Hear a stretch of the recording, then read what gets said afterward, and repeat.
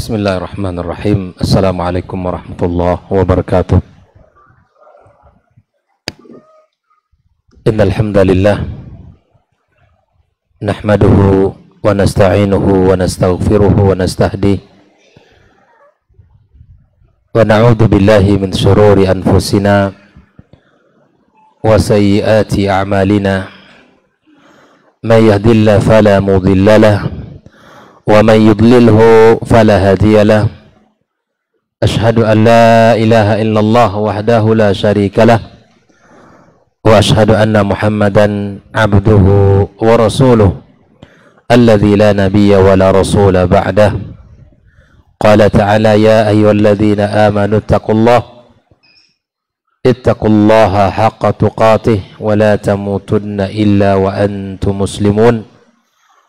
Wa qala ta'ala ya ayyuhalladzina amanu ittaqullaha wa qulu qawlan sadida yuslih lakum a'malakum wa yaghfir lakum dhunubakum wa man yuti'illaha wa rasulahu faqad faza fawzan 'azima. Wa ba'd. Ikhwani wa akhwati fiddin, kaum muslimin dan muslimat, bapak-bapak, ibu-ibu, saudara-saudari, para wali santri yang dimuliakan Allah Subhanahu wa taala. Alhamdulillah, tiada kata yang pantas untuk kita ucapkan kepada Allah pada malam ini kecuali kita melantunkan kalimat syukur, meninggikan kalimat pujian kita kepada Allah Subhanahu wa taala atas nikmat yang telah Allah berikan kepada kita. Di antara kenikmatan tersebut adalah nikmat kita duduk dalam majelis ilmu, nikmat kita bisa belajar agama ini, nikmat kita bisa bersama-sama menempuh jalan kebaikan ini. Karena di antara jalan kebaikan dan sebab diangkatnya derajat kita di sisi Allah, tidak cukup hanya menjadi orang beriman, tidak cukup hanya menjadi orang-orang yang berislam saja, tapi Allah tabaraka wa ta'ala katakan yarfa'illahu alladhina amanu minkum walladhina utul ilma darajat. Keimanan yang dibaringi dengan ilmu itu akan menjadikan diri kita memiliki kedudukan yang tinggi di sisinya, memiliki tempat yang mulia di sisi Allah Azza wa Jal. Karena ilmu akan mengangkat kita, ilmu akan menerangi jalan kita, ilmu akan menjaga kita, ilmu akan membimbing kita. Segala apa yang ada di langit sana. Ikhwani wa akhwati fiddin, rahimakumullah. Ucapan salat dan salam untuk Nabi kita sallallahu alaihi wasallam. Allahumma salli wa sallim wa barik ala Muhammad. Malam ini kita kembali dipertemukan Allah dalam pembahasan peran yang harus dilakukan oleh orang tua di dalam mendidik anak-anaknya. Karena kita ingin anak-anak kita ini yang akan lahir dan yang sudah lahir bukan hanya sekedar anak yang tumbuh begitu saja, tapi kita ingin menjadikan mereka dua.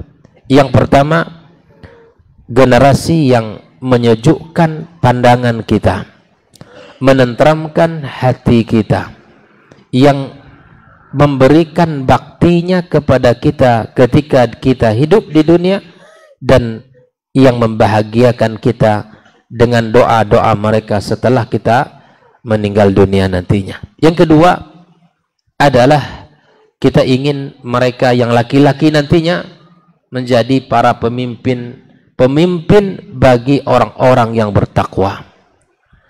Tidak hanya sekedar pemimpin bagi umat Islam secara umum, tapi yang kita inginkan lebih setingkat, dia bertakwa dan memimpin generasi-generasi yang bertakwa.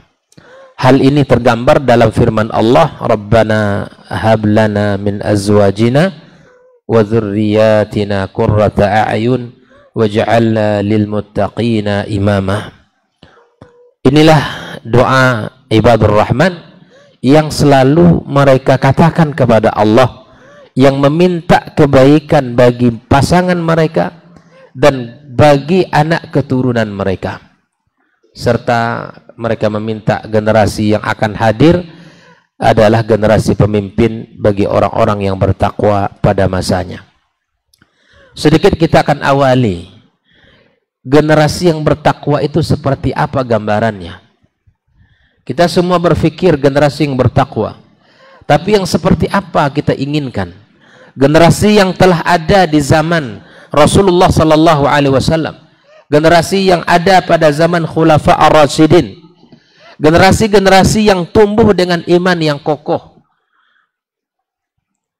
Agar kita tahu, semua yang kita inginkan itu sudah ada. Agar suasana pendidikan Islam itu tergambar dalam hidup kita. Bukan sekedar mereka menjadi pemimpin, kemudian mereka ya bekerja, tapi tidak tahu tujuannya apa. Kita tidak ingin hanya generasi seperti itu. Tapi kita ingin mereka ini orang-orang yang beriman dan bertakwa, dan orang-orang yang ada di saat itu bertakwa. Salah satu gambaran generasi bertakwa yang telah terjadi di zaman as-salafus salih, di zaman para khulafa ar-rasyidin. Ambil satu kisah saja, kisah yang masyhur di zaman Umar bin Khattab radhiyallahu taala an. Dia seorang khalifah yang bijaksana, khalifah yang tegas, dan juga suka menolong rakyatnya. Khalifah yang senantiasa ingin mengetahui kondisi dan keadaan masyarakatnya. Sehingga di satu masa dia mencoba untuk berkeliling di luar kota. Tidak hanya di kota Madinah, tapi kemudian dia berkeliling melihat kondisi dan keadaan rakyatnya. Seperti apa? Tiba-tiba beliau menemui salah seorang anak yang sedang mengembala kambing. Tiba-tiba beliau melihat seorang anak muda yang masih belia. Ditanya oleh beliau, banyak sekali kambing yang sedang engkau gembalakan ini. Maukah atau bersediakah kamu untuk menjualnya 1 ekor saja kepada saya? Anak muda ini tidak tahu siapa yang bertanya. Tidak terbayang oleh dia adalah Amirul Mukminin Umar bin Khattab radhiyallahu taala an. Tidak terbayang, Pak. Lalu kemudian si anak muda ini berkata, ini adalah milik tuan saya. Saya hanyalah seorang pekerja yang diupah. Dan saya tidak memiliki 1 ekor pun dari jumlah kambing yang sangat banyak ini. Lalu sang khalifah kembali bertanya, tahukah tuan kamu dengan jumlah kambing ini? Tidak tahu. Kalaulah kamu jual 1 ekor saja, insya Allah tidak akan mengurangi dari jumlah harta tuanmu. Maka Umar mencoba terus agar si anak muda ini mau memberikan 1 ekor dijual kepadanya. Ketika Umar bin Khattab radhiyallahu taala anhu selalu meminta, merayu agar anak muda ini membeli atau menjual kepadanya, maka kemudian disitulah seorang anak muda ini mengatakan, Aina Allah? Di mana saya posisikan Allah Azza wa Jalla? Di mana? Saya tidak mungkin menjual sesuatu yang bukan menjadi harta saya. Tidak akan mungkin saya menjual yang bukan milik saya. Ini milik tuan saya, dan saya tidak berhak untuk menjualnya. Subhanallah. Inilah gambaran generasi yang bertakwa. Yang bukan miliknya dia tak akan makan, Pak. Yang bukan hartanya tak akan ia jual. Ini mendidik seperti ini bukan perkara yang ringan. Menanamkan keimanan dan ketakwaan pada diri seorang anak bukan perkara yang sepele. Itu membutuhkan keimanan, membutuhkan pengawalan, membutuhkan ilmu, membutuhkan keseriusan dari orang tua dan dari generasi-generasi pendidik generasi ini. Para orang tua bertanggung jawab, para pendidik bertanggung jawab. Lingkungan membentuk karakter. Lingkungan membentuk keadaan. Karena semua orang sudah menjadi orang yang tingkatan imannya sudah tinggi. Ini salah satu kisah. Kisah yang juga masyhur di zaman Umar. Antara seorang ibu dengan wanita penjual susu. Masyhur kisahnya. Dan sering disampaikan berulang-ulang. Agar kita tahu bagaimana gambaran generasi bertakwa itu. Dan bagaimana suasana pendidikan, keimanan di zaman khalifah. Orang-orang yang keimanannya kokoh dan kuat. Seorang wanita muda yang tidak mau mencampurkan air dengan susu. Bukan tidak ingin keuntungan yang banyak. Bukan tidak ingin dia lebih sejahtera lagi. Tapi keimanan jauh lebih mahal daripada menipu orang. Kesadaran seperti ini dari seorang pedagang. Itu bukan perkara ringan. Bahkan Nabi SAW menyebutkan bahwa at-tajir, seorang pedagang yang jujur, akan Allah kumpulkan dengan para nabi dan rasul. Tapi kemudian kita harus bertanya, kenapa si anak wanita ini bisa memiliki akhlak dan bisa memiliki keimanan, ketakwaan, dia takut kepada Allah Subhanahu wa taala, tidak mau mencampurkan air dengan susu. Padahal ya ketika pasar semua sudah rusak, orang-orang sudah tidak jujur lagi, maka inilah orang yang kokoh, orang yang tidak rusak di saat semua generasi rusak. Tidak seperti kata orang, kita warna kita seperti warna masyarakat kita. Orang rusak kita ikut rusak. Orang baik kita ikut baik. Bukan, kita tetap baik di saat semua orang sudah rusak. Itulah generasi yang bertakwa itu. Gambaran generasi yang memiliki keimanan yang kokoh. Maka kalau sudah ada generasi seperti ini, anak-anak kita dialognya sudah mencerminkan keimanan, perbuatan mereka sudah mencerminkan rasa takut mereka kepada Allah, fa'abshiru, bergembiralah kita, insya Allah generasi ini akan jauh lebih hebat dari kita. Itulah dua gambaran generasi bertakwa yang ingin kita hadirkan di masa kita, yang ingin kita hadirkan untuk anak-anak kita, sehingga mereka nanti Allah berikan amanah besar, kepemimpinan, kejayaan umat ini Allah titipkan kepada mereka. Kejayaan umat ini Allah berikan kepada mereka, sebagaimana yang dijanjikan oleh Allah Tabaraka wa Ta'ala. Dan Nabi Sallallahu Alaihi Wasallam sebutkan akan hadirnya generasi-generasi yang mulia dan generasi-generasi gemilang, generasi-generasi yang tangguh, yang kokoh di masanya.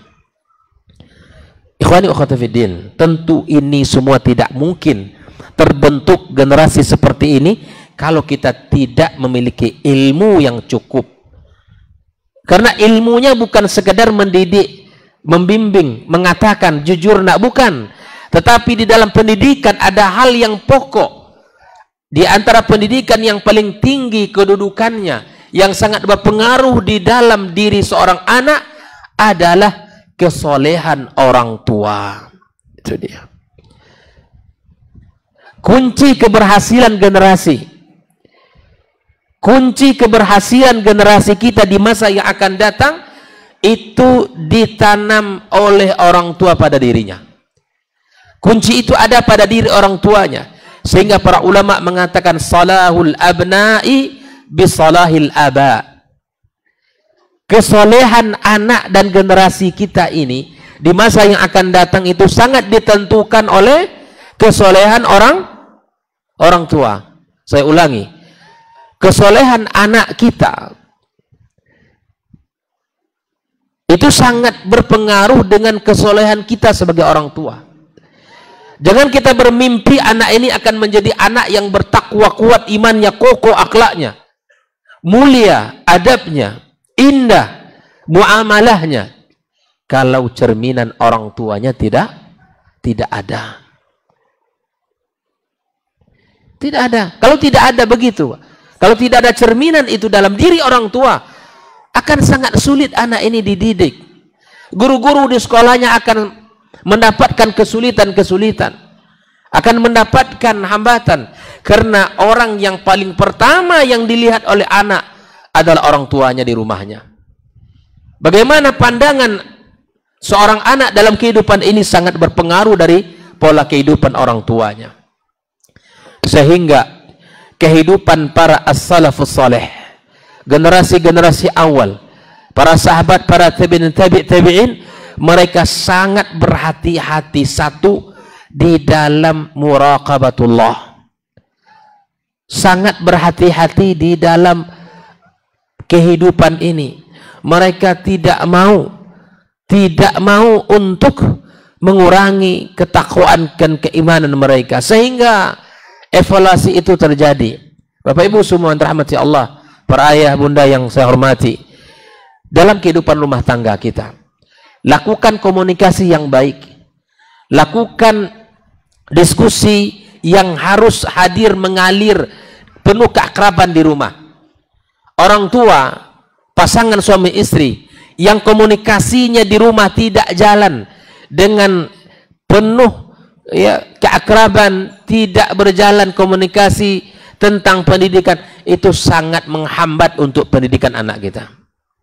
Lakukan diskusi, lakukan pembicaraan tentang anak, evaluasi diri, sehingga dulu para as-salaf, khususnya kita para ayah, para suami ini yang menjadi ar-rijalu qawwamuna 'alan nisa, sebagai tiang yang kokoh, yang menjadi sandaran yang nyaman bagi pasangan dan anak-anaknya.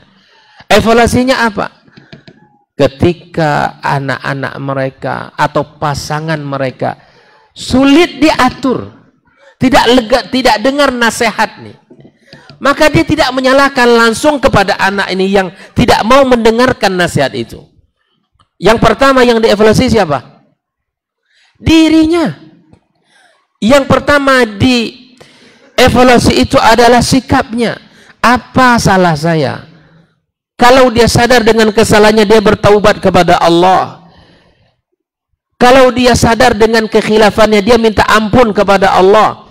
Tidak langsung istrinya langsung disalahkan, kemudian anaknya langsung diberikan hukuman, sementara dia tidak memperbaiki dirinya. Segera dia menyadari kekhilafan dirinya, segera dia mencoba mengawal apa yang saya lakukan hari ini, dihitung-hitungnya amalan dia, apa kesalahan saya, apa dosa saya, sehingga mereka mengatakan ketika kami salah di dalam beragama, kami berdosa, kami mengetahui kesalahan itu sangat berpengaruh bukan sekedar pada diri anak dan pasangan kami, tapi pada hewan kendaraan kami pun kami merasakan akibat dosa itu. Bayangkan. Bayangkan, Pak. Ini evaluasi bukan sederhana. Bukan sekedar anak ini, ya mereka ini adalah dididik kemudian langsung menjadi hebat. Tidak. Pondasinya itu dibangun dengan pondasi yang kuat. Pondasi dasarnya itu kuat sekali. Di antara pondasi dasar yang mesti kita miliki bersama adalah kesadaran orang tua di dalam beragama. Sehingga muraqabatullah itu hadir dalam kehidupan mereka. Kita lihat bagaimana muraqabatullah, banyak hal nanti. Di dalam harta, di dalam mencari rezeki, itu sangat tinggi kehati-hatian mereka dulu. Sangat takut mereka kalau mau rezeki yang haram ke rumah itu. Sangat faham mereka akibat buruk dari rezeki yang mereka bawa kepada anak mereka. Kalau itu sumbernya dari sumber yang haram. Mereka berhati-hati, tidak mau, Pak. Dan tidak mau bermudah-mudah dalam bab seperti ini. Jadi kalau sumber penghasilan kita sudah bersih, sumber makanan yang kita makan itu bersih, insya Allah Allah hadirkan, Pak, pada anak kita itu kebaikan-kebaikan yang sangat banyak. Karena keberkahan itu bukan sekedar pada jumlah. Keberkahan itu kata para ulama bahwa al-barakah hiya ziyadatu wan numu. Keberkahan itu ada pada maknanya bertambahnya, kemudian berkembangnya. Apa yang bertambah? Kebaikan-kebaikan. Boleh jadi rezeki yang Bapak bawa tidak banyak ke rumah, tapi rezeki itu berkah. Itu yang akan melahirkan kebaikan-kebaikan pada diri anak-anak kita. Karena anak kita itu yang menguasai, bukan kita. Kita memang orang tuanya, tapi anak-anak kita itu ada pada tangan Allah Tabaraka wa Ta'ala. Dia yang membolak-balikkan hati ini. Dia yang menguasai diri kita. Maka dengan cara seperti itu, Allah akan mudahkan orang tua untuk mendidik anak-anaknya. Ikhwani wa akhwati fiddin, rahimakumullah. Muraqabah di dalam bab ibadah. Muraqabah di dalam akidah. Diperiksa betul, Pak. Bagaimana ibadahnya, bagaimana akidahnya, periksa. Bagaimana muamalah kita, periksa. Bagaimana sumber rezeki kita, periksa. Sehingga kalau itu sudah kita lakukan, maka insya Allah ya pelan-pelan kita akan menuju kepada hal yang lebih baik untuk anak-anak kita. Dalam hal ibadah, misalnya kita ini, contoh salah satu, Sa'id Ibn Musayyib mengatakan di dalam ungkapannya, setiap kali aku melihat anakku, aku tambahkan rakaat salatku. Ada kaitan ibadah dengan perbaikan. Jelas ya? Ada sangat hubungan kuat antara ibadah kita dengan perbaikan anak kita. Dia tidak akan mungkin anak kita akan menjadi begitu saja langsung menjadi orang saleh tanpa ada dasar yang kuat dari orang tuanya. Setiap kali aku melihat anakku, aku tambahkan ibadahku. Aku berharap dengan ibadah yang kulakukan, Allah perbaiki anakku. Jelas. Jadi Bapak Ibu semua rahmati Allah. Bapak-bapak yang hadir hari ini, orang tua yang hadir di sini, bersemangat belajar, membekali diri, ya, membekali ilmu untuk mendidik anaknya, hadir dalam sholat berjamaah, ya, kemudian membaca Al-Quran, mungkin siamus sunnah, ya, memperbanyak zikir dalam kehidupannya. Maka itu semua akan membantu untuk perbaikan anak kita. Semua akan membantu kesolehan anak kita. Dengan kebaikan-kebaikan kita, Pak, insya Allah anak-anak kita akan didongkrak seperti didorong untuk menjadi anak yang baik. Ikhwani wa akhwati fiddin, ini yang mesti kita lakukan. Ini yang mesti kita hadirkan, bahwa untuk melahirkan anak-anak yang baik, generasi-generasi yang beriman dan bertakwa, tidak sekedar lahir dari semangat semata, atau mungkin lembaga yang bagus, ya, lembaga yang bagus, yang disiplin, yang memperhatikan adab-adab. Tidak.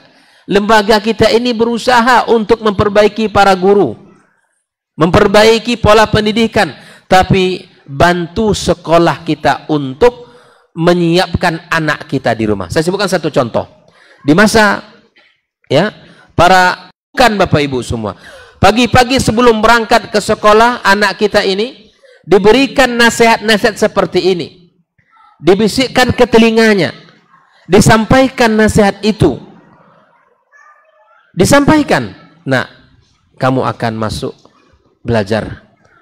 Hormati gurumu. Abi, Umi mendoakan selalu. Abi, Umi selalu berusaha untuk yang terbaik padamu. Jaga dirimu, nak. Abi takut hilang keberkahan ilmu, nak. Abi takut ilmu yang kamu ambil dari gurumu tidak barokah. Tanamkan itu setiap pagi kepada anak kita. Siapa yang mengantar ayah bunda, ayah mungkin pergi bekerja, maka doakan anak ketika dia pamit kepada kita, didoakan dengan doa yang kita titipkan kepada Allah anak kita. Lakukan itu, bisikan itu kepada anak kita. Setiap hari lakukan. Ini ruh yang terbangun. Anak kita berangkat ke sekolah, dia mendapatkan ilmu yang dibawa pulang itu barokah. Itu dilakukan dulu oleh generasi as-salaf. Bahkan ungkapan mereka apa? Ambilna adab-adab gurumu sebelum kamu mengambil ilmu guru-gurumu. Bayangkan. Ambil adabnya sebelum kamu mengambil ilmunya. Maka disinilah tugas sekolah, ya, kepala sekolah, ya, pada yayasan, semuanya untuk memperhatikan para ahli ilmunya. Para guru disiapkan betul hati dan keimanannya. Karena kalau guru hatinya tidak siap, hari dia melangkah ke sekolah, ya, tidak menyiapkan hati dan ruhnya, maka akan sangat sulit ilmu itu juga diterima oleh santri-santrinya. Maka disinilah kita, orang tua di rumah, kemudian lembaga pendidikan dengan guru, semua saling berkaitan. Saling berkaitan kita ini, tidak bisa terpisah, Pak. Kalau kita ini menganggap sekolah itu semua adalah tugas yang mendidik, kita adalah di rumah adalah untuk mengawasi, bahkan memberi rezeki, tidak cukup. Ini level yang sudah lama kita jalani. Kita ingin dua lembaga institusi besar ini, apa dia? Rumah sebagai lembaga pertama dan sekolah adalah lembaga mitra, sama-sama berjalan seiring sekata, bergeraknya serentak, saling menghargai dan menghormati. Orang tua jangan pernah meremehkan guru. Saya katakan, ada ungkapan seorang orientalis, kata beliau begini, idza aradta an tahdima hadarata ummah fahdim thalathata umur. Kalau ingin menghancurkan sebuah bangsa, sebuah umat, maka lakukan 3 perkara. Hancurkan 3 perkara. Yang pertama, uhdumul bait. Hancurkan tatanan rumah tangga. Dengan cara bagaimana? Hilangkan peran ibu dalam rumah tangga. Jadikan seorang wanita itu malu kalau dia menjadi ibu dalam rumah tangganya.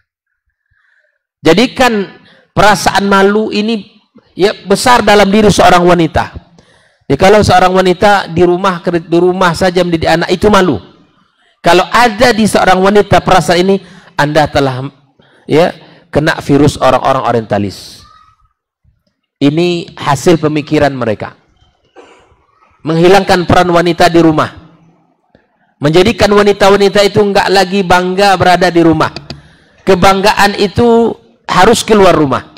Kesuksesan itu harus diukur kalau bekerja di luar rumah. Menghabiskan waktu banyak di luar rumah. Rumah sebagai benteng ditinggalkan begitu saja. Yang kedua, uhdumut ta'lim. Hancurkan tatanan pendidikan. Dengan cara bagaimana? Menghilangkan kemuliaan seorang guru. Para guru tidak lagi menjadi orang yang dihormati dan disegani. Dengan mudah guru itu dicela, dicaci maki. Dengan mudah guru itu dihina, direndahkan martabatnya. Tidak disegani lagi hari ini.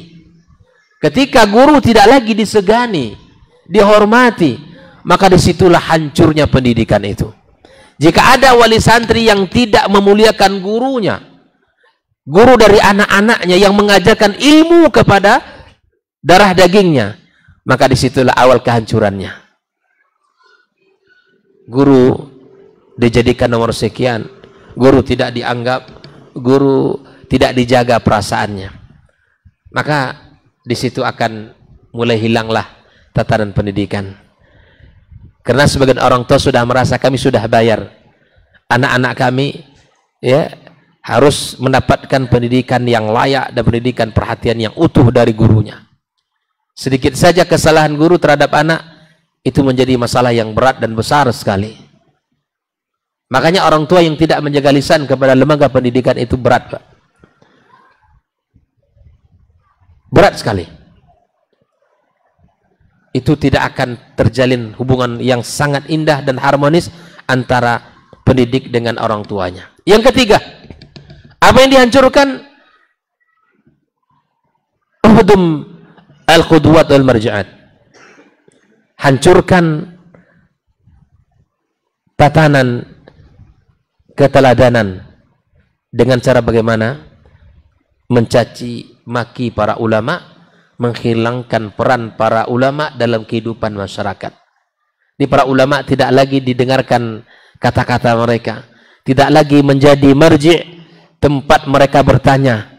Para ulama tidak lagi ya tempat mereka untuk mencari solusi dari kehidupan dalam kehidupan pendidikan. Dia ulama dicaci maki, ulama dihina, ulama dipersekusi, ulama dipersempit gerak dan ruangnya. Nah, apabila tiga hal ini sudah ada, maka alamat tenggelamlah ya generasi umat tersebut. Ya, kira-kira yang tiga ini apa ada di tengah-tengah kehidupan kita atau belum ya? Hah? Yang tiga ini yang barusan kita sampaikan. Yang pertama apa tadi? Hancurkan tatanan rumah tangga. Dengan cara bagaimana tadi?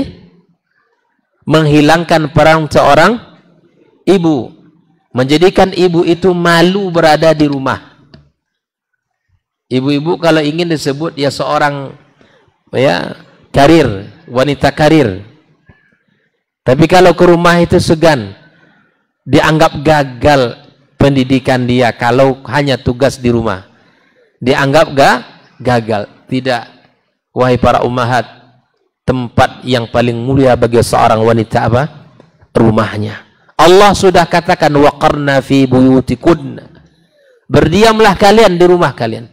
Di rumah kalian di mana? Di rumah suami.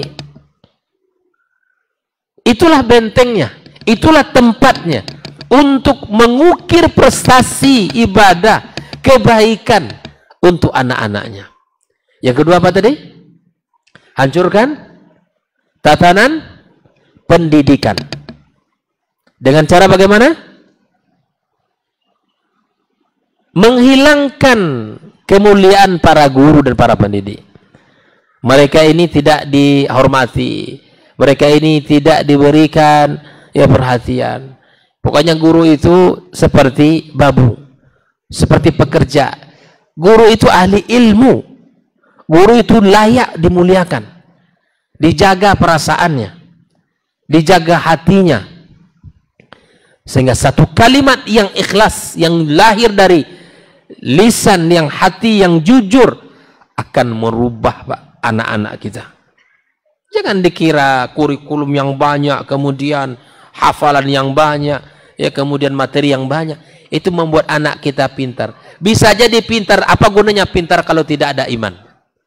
Kerusakan yang akan dibuat oleh dia nanti di masanya. Orang pintar cerdas banyak hari ini, tapi kemudian ia merusak dan kemudian menghancurkan agama ini. Bukan itu yang kita inginkan. Yang kita inginkan adalah anak-anak kita ini memiliki pola yang berbeda dengan kita nanti, ya, dengan pendidikan kita hari ini. Yang ketiga apa?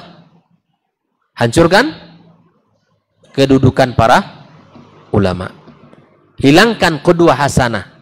Hilangkan tempat kita bertanya. Itu para ulama. Para ulama dipersekusi, ulama dicaci maki, dihina, dan tidak disegani dalam kehidupan kita. Ikhwani wa akhwati fiddin, hafizakumullah wa ra'akum. Nah, oleh karena itu, ketika kita melahirkan generasi-generasi yang bertakwa, beriman kepada Allah Tabaraka wa Ta'ala, banyak PR yang mesti kita perbaiki dan kita benahi. Dua institusi besar ini mesti tegak bersama, berjuang bersama. Dan ini salah satu cara bagaimana kita bangkit kembali dalam pendidikan kita. Tidak ada orang tua yang tidak berilmu. Tidak ada orang tua yang tidak memiliki bekal dan semangat untuk mendidik anak mereka. Baik. Ikhwani wa akhwati fiddin, hafizakumullah wa ra'akum. Maka di antara peran rumah ya, yang mesti ada di dalam pendidikan, di antara peran rumah ya, yang mesti hadir di dalam ya sentuhan-sentuhan yang harus dilakukan untuk memperbaiki anak-anak kita adalah dengan cara menghadirkan bahwa rumah itu memiliki peran utama. Sadarkan diri kita masing-masing, orang tua, ayah, bunda, meyakini bahwa fa innal baita huwal mu'assirul awwal, adalah poin yang paling berpengaruh kepada anak kita, lembaga yang paling berpengaruh pada diri anak-anak kita. Wa huwa aqwa hadhihi rakaiz jami'an. Jadi kalau kita sadar bahwa ada rumah, ada sekolah, ada lingkungan, yang paling besar persentase untuk ya perbaikan anak kita di mana? Adalah di rumah. Rumah itu hal yang paling utama. Karena disitulah hari-hari yang paling banyak dihabiskan oleh anak-anak kita. Rumah itu menjadi tempat utama dia belajar. Bayangkan Bapak Ibu, kalau rumahnya tidak aman, orang tua tidak akur, suami istri tidak harmonis, suami istri tidak dekat dengan Allah, ayah tak nampak sama dia, dia salat ke masjid, ibu tak nampak bagi dia, ya ibadah di rumahnya, 5 waktu bolong, kemudian keluar rumah ibunya tidak menutup auratnya. Ini apa yang diharapkan dari rumah seperti ini? Apa yang diharapkan generasi ke depan? Kalau sekedar kita hanya menyekolahkan anak, semua orang bisa. Menyerahkan ke lembaga itu bisa saja. Tapi kemudian kita harus sadar bahwa rumah itu adalah lembaga utama. Tempat anak dia mendapatkan gambaran hidup sebelum di lembaganya. Sebelum di lembaganya. Jauh sebelum dia masuk sekolah. Usia 5 tahun itu dihabiskan di mana? Di rumah. Dia akan mencoba mendesain, mencoba akan meniru apa yang dilakukan oleh orang tuanya. Orang tua itu adalah gambaran pertamanya. Sekali lagi, rumah itu adalah yang menjadi pusat untuk terjadinya perubahan pada anak. Kemudian ikhwani wa akhwati fiddin, hafizakumullah wa ra'akum. Dari hadis Rasulullah sallallahu alaihi wasallam, Nabi mengatakan, "Ma min mauludin illa yuladu 'alal fitrah." Tidak ada seorang anak yang terlahir satupun kecuali terlahir dalam keadaan fitrah. Fa abawahu yuhawidani aw yunassirani aw yumajjisani. Kata Imam An-Nawawi rahimallahu taala bahwa rumah di dalam kaitan hadis ini sangat punya tanggung jawab untuk mengawal akidah anak. Ini yang pertama. Ini tugas orang tua di rumah adalah mengawal akidah dan keimanan anaknya. Karena memang setiap anak yang terlahir itu terlahir dalam keadaan beriman kepada Allah. Anak ini kemudian menjadi seorang Nasrani, Majusi, dan Yahudi, itu ada campur tangan orang tua yang mendidik dia seperti itu. Kenapa dalam hadis ini tidak disebutkan Islam? Muslim. Karena memang hukum asalnya anak terlahir dalam keadaan beriman. Maka tugas orang tua ini menjaga fitrah ini, menjaga keimanan ini, dikawal keimanan itu. Maka kata di sini disebutkan bahwa fal baitu idzan mas'ulun an aqidatit tifl. Rumah itu punya tanggung jawab besar mengawal akidah anak kita. Mengawal akidah anak kita. Yuhafidz 'alaiha kama fatarallahu azza wa jalla. Dijaga akidahnya. Dikontrol, diyakinkan anak kita bahwa Islam itu adalah agama yang paling diridhai Allah. Islam agama yang menjaga kita.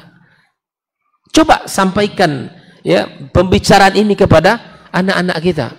Jaga betul akidahnya. Jangan sampai kita tidak mengawal akidah anak-anak kita.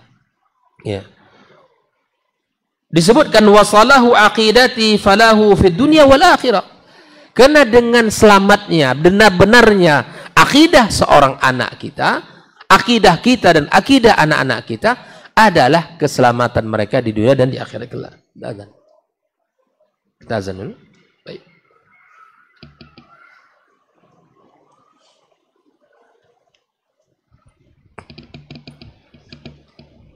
Bismillahirrahmanirrahim.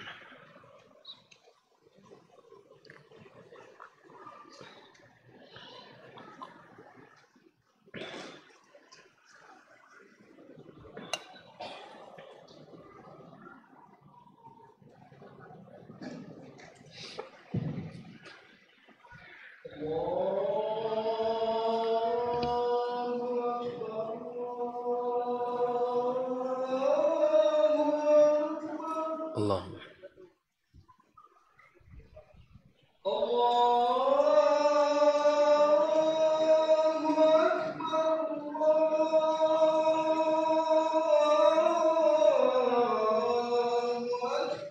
Allahu akbar.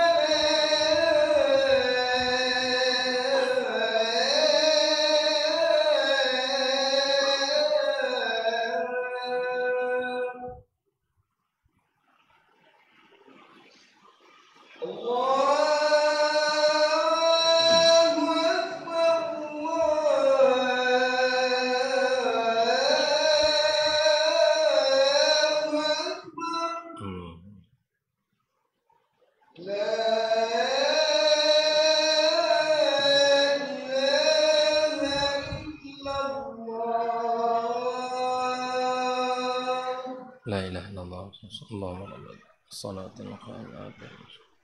wa ba'athu Muhammad innaka la tuhlihul.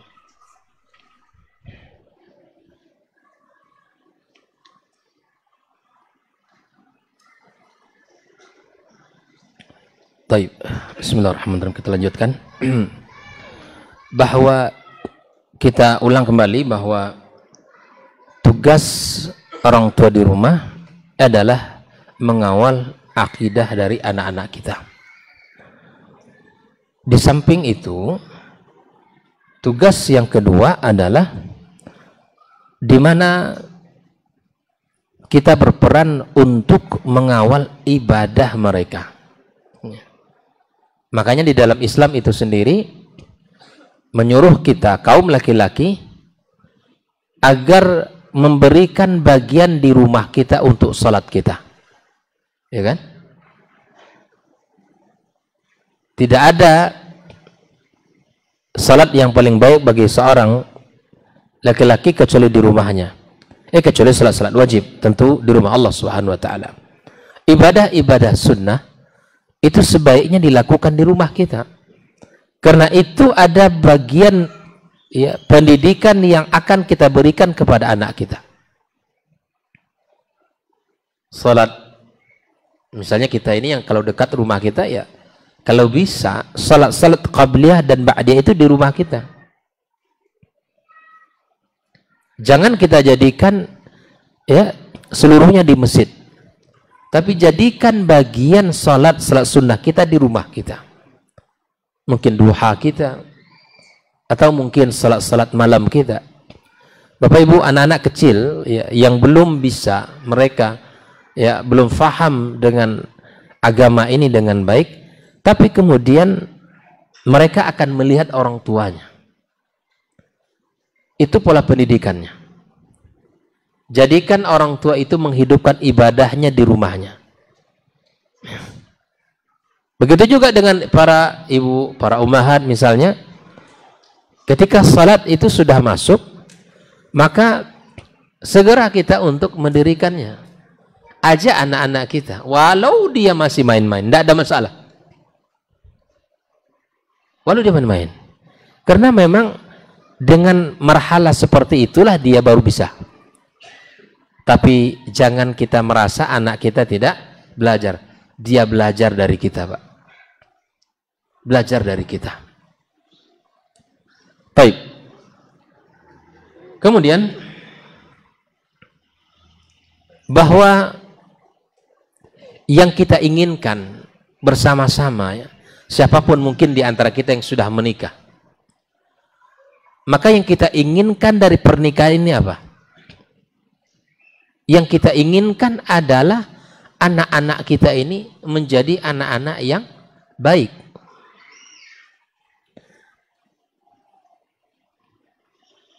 Kalau saya ingin bertanya, misalnya begini, siapa yang petani di sini? Ada yang petani di sini? Oke lah, anggaplah sebagian kita petani. Tolong dijawab ya. Apa yang kita inginkan dari pertanian yang kita kerjakan? Apa kira-kira?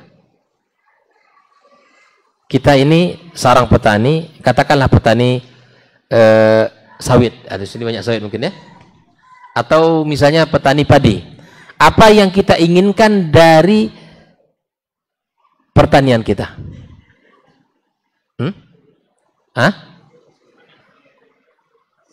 Hasil ya, panen ya kan.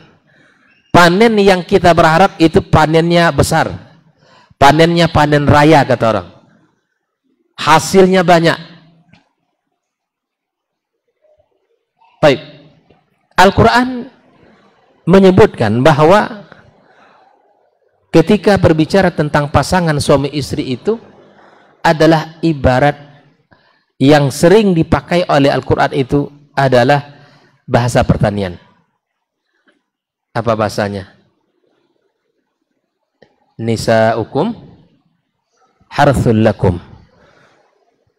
Wanita kalian itu adalah sawah ladang kalian. Fa'tu harthakum anna syi'tum. Datangi dia dari mana yang kalian inginkan, tapi tentu dengan syariat Islam. Suami istri itu ibarat petani.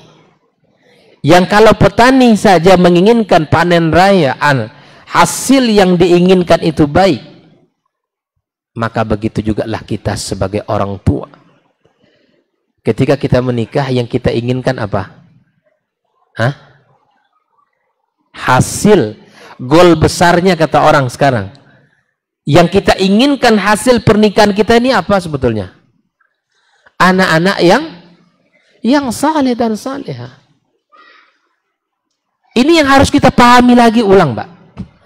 Karena terkadang kita lupa nih, bahwa yang kita inginkan bukan sekedar anak ya, tumbuh sehat fisiknya, tapi dia tidak tahu dengan Islamnya. Ini bermasalah ini. Dan kita kalau sekedar hanya memberikan, membidik fisik anak bisa, Pak. Kasih makan gizi yang cukup besar, tumbuh dia. Bisa dia berlari, bisa dia berbuat apa saja. Tapi Islam tidak menginginkan seperti itu. Islam menginginkan lebih daripada itu. Islam menginginkan bahwa anak ini aset terbesar kita. Islam menginginkan bahwa anak ini adalah hal yang sangat berharga dalam hidup kita. Maka orang yang tidak paham dengan kedudukan anak itu, maka dia akan bela mati-matian pekerjaannya, ya, dengan alasan mendidik, dengan alasan menghidupkan keluarganya. Dia bekerja, anak nggak peduli. Saya menemukan ini Pak dalam lapangan. Saya menemukan orang yang tak mau tahu dengan anaknya sama sekali. Yang penting bisnisnya hebat. Yang penting ya kehidupannya cukup. Saya kira kehidupannya sangat cukup lah. Sangat cukup. Tapi kemudian untuk anaknya dia tidak mau ada waktu. Ada orang tua yang subhanallah ya, hari Senin sampai Jumat di kantornya, bekerja dari pagi sampai sore, pulang sudah larut, sibuk. Kemudian hari Sabtu, Ahad libur. Hari Sabtu pun sudah berkumpul dengan komunitasnya lagi. Komunitas sepeda, misalnya. Komunitas apa lagi? Mancing. Komunitas main golfnya, dan seterusnya. Pulang sudah larut malam. Hari Ahad pengen istirahat, bilang ke istri, hari ini papa ingin istirahat, jangan ada yang masuk kamar ini. Masya Allah, anaknya mana? Nggak dapat sentuhan, nggak dapat ke pendidikan. Ini bukan ini yang kita inginkan kaum muslimin. Yang kita inginkan, kita ini hidup dengan anak kita. Dan nggak lama Pak masanya kita dengan anak kita, nggak lama Pak. Tamat SD kita ini apa lagi? SD pengen kita anak kita sudah kita didik dia dengan ya sekolah ke tempat lain, masuk pesantren. Ya. Mumpung kalau pesantrennya dekat di sini kan, bisa kita kunjungi. Tapi kalau pesantrennya sudah di luar Pulau Sumatera misalnya kan, diantar kemana, ya sudah waktu-waktu kita akan sangat singkat bersama anak kita. Masa-masa emas mereka itu akan hilang. Dan masa-masa indah bersama anak kita nggak lama, Pak. Pulang-pulang nanti dia sudah gadis, pulang-pulang sudah bujang, tak lama mereka menikah. Pergi dibawa sama suaminya, dia pergi bawa istrinya.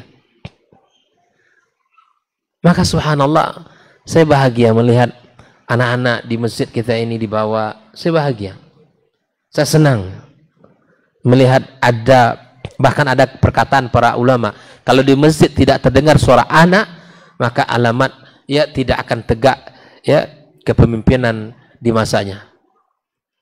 Di yang generasi tua saja di masjid itu ya, yang di masjid itu hanya generasi tua saja, anak-anak nggak kelihatan, itu nggak akan baik generasi setelahnya, nggak akan Allah titipkan kepada mereka itu perbaikan generasi ini. Jadi kalau ada orang yang bawa anak ke masjid itu jangan dimarahi, itu kan. Kalau ada di antara bapak-bapak ini pengurus masjid di tempat lain ya, maka ya sadari itu ada tempat dan ruang anak-anak di masjid. Kalau anak-anak lari itu biasa, Pak. Tapi kalau ayahnya yang lari itu yang luar biasa itu. Ayahnya yang ribut, itu tidak boleh. Tapi kalau anak lari itu biasa itu. Nabi saja bawa cucunya ke masjid. Jangan dikira anak Zainab Umamah itu masih kecil sekali, masih digendong oleh Nabi SAW. Menjadi imam sholat, bukan sholat sunnah, sholat wajib, dibawa oleh Nabi SAW. Digendong di saat Nabi berdiri, diletakkan di bawah di saat Nabi sujud. Nabi bawa cucunya. Bahkan Nabi SAW memendekkan sholatnya ketika mendengarkan tangisan anak bayi di belakang. Ini tanda rifqah, tanda kasih sayang, tanda perhatian Nabi kita sallallahu alaihi wasallam. Dan pendidikan ini juga yang hilang hari ini. Ada pengurus masjid nampak anak-anak gerombol ke masjid, berdiri depan masjid, pintu masjid. Anak mundur takut ke masjid. Ada bapak yang sangat menakutkan, sosok yang sangat menakutkan. Pulang-pulang anak itu udah lebam perutnya masing-masing. Jangan berkasih sayang kepada anak, berlemah lembut dengan anak kita, termasuk anak kita di rumah. Maka ini ikhwani wa akhwati fiddin, sekali lagi bahwa yang kita inginkan dari perjalanan pernikahan kita semua ini, lahir anak-anak yang beriman, bertakwa kepada Allah Azza wa Jalla. Kalau bahasa pertaniannya adalah panen rayanya. Kalau bahasa anak kita bukan sekedar panen raya di dunia, tapi panen kita di sini ketika kita masih hidup. Dengan bakti-bakti mereka, dengan ketaatan mereka, kita bahagia. Setelah kita meninggal dunia terlebih lagi, Pak. Lebih-lebih kita sudah di bawah tanah nantinya, anak-anak kita ini tidak putus lisannya berdoa untuk kita. Itu yang kita harapkan. Itu yang kita inginkan mereka ini ingat kepada kita sebagai orang tuanya, mendoakan mereka, mendoakan kita dalam setiap munajat mereka. Itu kita inginkan. Tapi itu semua itu punya proses yang tidak sederhana. Alangkah sangat menyedihkan orang tua ketika dia meninggal dunia, anak buru-buru mencari siapa imam masjid yang akan menyolatkan ayah atau bundanya. Ini sangat menyedihkan. Menyedihkan. Mana pendidikan kita selama ini? Mana ya perhatian kita selama ini? Apa yang sudah kita lakukan untuk anak kita? Ternyata di dalam Islam, yang durhaka bukan sekadar anak kepada ayah, tapi ternyata ada juga orang tua yang durhaka kepada anaknya. Kapan orang tuanya durhaka? Di saat dia abaikan amanah itu. Sebagai dalilnya kisah Umar bin Khattab radhiyallahu ta'ala an. Di masa itu ada seorang ayah yang mengadukan tentang perilaku jahat anaknya. Tidak sabar lagi dia menanggung perilaku anaknya sampai dia mengadukan kepada Amirul Mukminin tentang akhlak dan perilaku anak ini. Tapi tahukah kita sebenarnya buruknya anak ini ternyata diawali dengan buruknya seorang ayah ini, di mana anak ini tidak mendapatkan hak dia sebagai anak terhadap ayahnya. Umar yang awalnya marah kepada anak ini, setelah ditanya, apa yang menyebabkan kamu tidak mau berbakti kepada ayah kamu? Maka beliau balik bertanya, wahai Amirul Mukminin, apakah saya punya hak dari ayah saya? Sangat. Disebutkan di antara hak yang pertama apa? Mendapatkan ibu yang baik. Itu hak anak kita itu. Yang kedua, memberikan nama yang baik. Yang ketiga adalah mengajarkan agama, mengajarkan kitab suci kepadanya. Ternyata 3 hal ini tidak ditemukan oleh anak muda ini. Tidak dapat dari ayahnya, tidak ada. Umar balik marah itu kepada yang awalnya marah kepada anak ini, ternyata Umar marah kepada ayahnya yang mengabaikan amanah anak ini. Maka saya mengajak para wali santri yang belum punya perhatian, ya, yang belum punya kesadaran penuh, maka mari sama-sama, Pak, sama-sama kita bertanggung jawab untuk mendidik dan membesarkan anak-anak kita. Lembaga punya tugas, kita orang tua punya tugas di lembaga utama rumah kita. Para guru punya tanggung jawab yang besar, kita lebih besar lagi tanggung jawabnya. Para guru telah mengajarkan, mendidikkan, menanamkan nilai-nilai iman dan adab di sekolah, kita di rumah yang melanjutkan, yang menguatkan itu. Jadi sinkron dia. Kalau tidak, guru mengajarkan adab begini dan begitu di sekolahnya, tapi setelah dia kembali ke rumahnya bertentangan dengan apa yang diajarkan oleh guru yang ia lihat di rumahnya.